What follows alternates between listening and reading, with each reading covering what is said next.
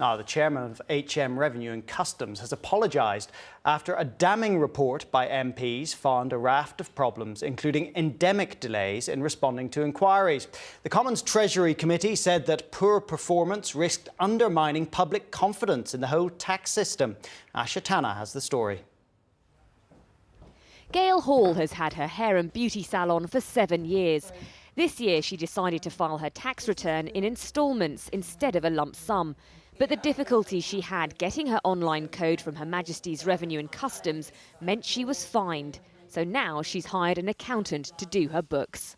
I'm just one person in amongst millions of people who have queries, different kinds of queries, and mine, to me, was a straightforward one, and it was so hard to process that there was no easy answer, and I had to wait a whole month in order to get that reference, and was therefore, I think, penalised for late payments.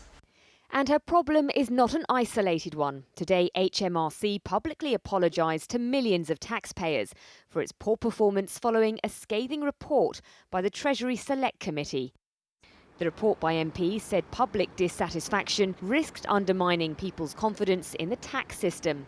HMRC also admitted it's not happy with its performance. There's no doubt that our service in 2010 was not good enough, and I'd like to take this opportunity to apologise for those people where we didn't give them the service that they deserve. We don't want people to feel that they can't handle their tax affairs themselves if they want to.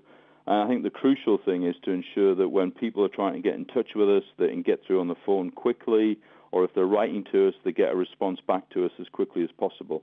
Among the worst problems highlighted in the report were tax offices failing to answer phone calls at peak times, endemic delays in replying to letters, plus the need for offline alternatives to internet-based filing and guidance for those without access.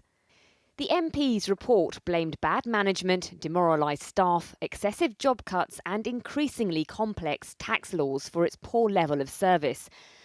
But finance experts say despite the criticism, public services wouldn't be the standard that they are without the inland revenue. I think generally they do a good job.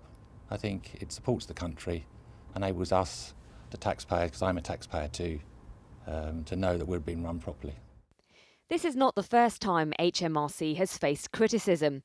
In November 2007, HMRC lost computer disks containing the personal and banking details of 25 million benefit claimants. In January 2008, a website meltdown forced the taxman to extend the deadline for submitting returns. And in September last year, HMRC admitted 4.3 million people paid too much tax and 1.4 million had underpaid tax. HMRC says it's actively tackling the problems highlighted in the report, but unless the system is made easier for people, more errors and more fines can be expected.